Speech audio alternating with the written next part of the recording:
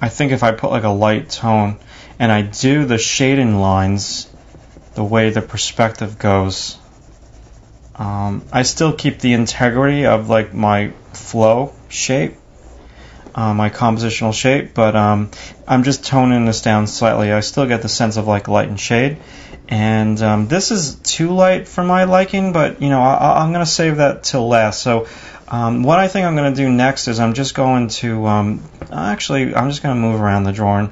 I'm not going to get stuck in like one area. So I come back down to this light post. I'm just going to clean everything up just like a little bit more. So it's going to be like this would almost be like a rough sketch that I would show an art director. An initial rough sketch, and then if they were to approve this sketch, I would do it bigger so I can get more detail in it, and I would, you know, use way more crisp line, because right now this is very, very, very impressionistic, very soft painting like quality to it. All right, so I'm just using a little bit of I kind of lost some of like my tunnel detail, so I'm going to put that back in so it looks somewhat symmetrical. Draw with my eraser just slightly. Okay, and this is too light. I just need to like knock this thing down. This is where the light touch comes in, and I know that you've been practicing that because I mention it on almost every single like tutorial about developing like your light touch. Now I want to just add some like texture in here. Let me just press it a little bit harder and do some of these like rail post things, and some texture with the foliage. It's like a little curb over here. So some of this like foliage is this I think is like maybe May in this photo. Still some like leaves on the edge. Okay, so just doing some underplanes and some texture to this like rock. And yeah, just sharpening some areas, throw out some foliage things, and you know, perhaps do like one or two of like the grout lines in the stone, just to indicate that it is stone. And knock this down ever so slightly.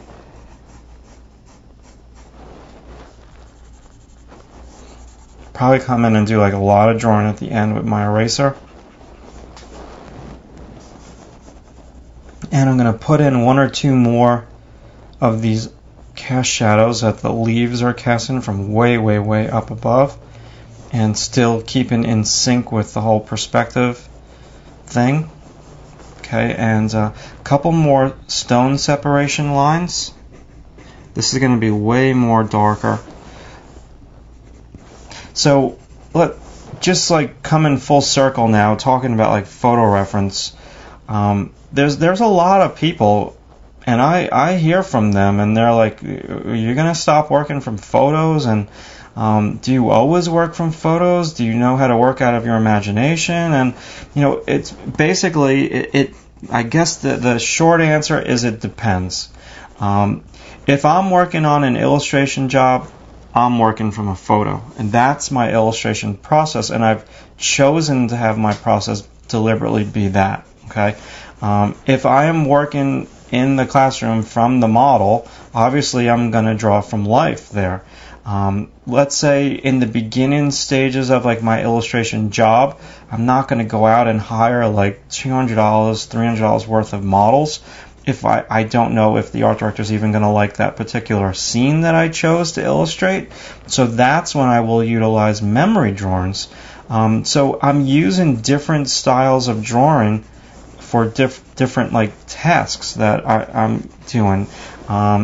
So I do, the short answer is yes, I do all three, and all three complement each other. So the reason why you would possibly sign up to go to like a twice a month life drawing class is so you develop your skills, so when you go back home and you're working on your illustrations or whatever you're working on, you have your great eye-hand coordination, so you're able to copy from the photos a little bit more. And the reason why you practice doing memory drawing stuff is because you don't want to always copy from the photographs, because the photographs are just like an ends to a mean. They're not necessarily what you... And it's very rare that you're going to have one perfect photograph that you're going to copy everything from.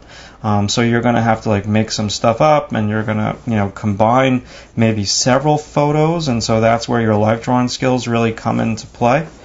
Okay, so I'm going to change pencils now, and just some more sharp like little detail. I just went too dark with that. So I'm going to try to do like a little bit of continuous line. I'm lifting my pencil off way too much.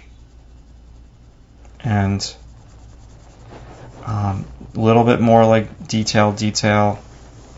I'm really leaving out the intricacies of the railing. Again, time issue. Just like hint one or two of them. So now let's go back and clean up the negative space one more time.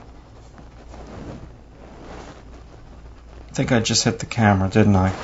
I didn't even notice that. Okay, so just tap some stuff, soften it, especially in the foreground with the leaves. Don't want to tap too much because then it'll look like cotton. So now let's do our last layer.